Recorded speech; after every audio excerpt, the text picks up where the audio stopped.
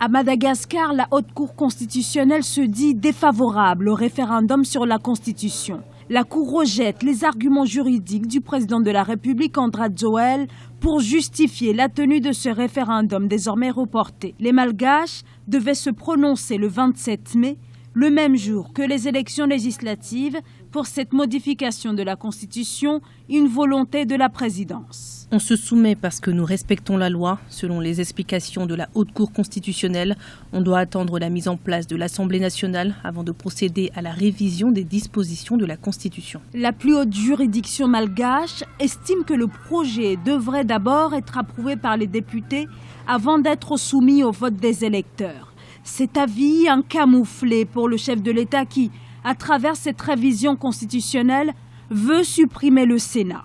Une réforme qui fait réagir la classe politique.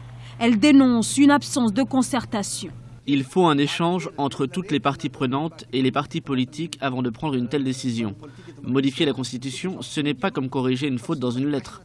S'il veut passer en force, il verra les conséquences. Voilà ce que je vous dis. Il ne faut pas oublier que le pouvoir n'appartient jamais aux dirigeants. Il appartient au peuple.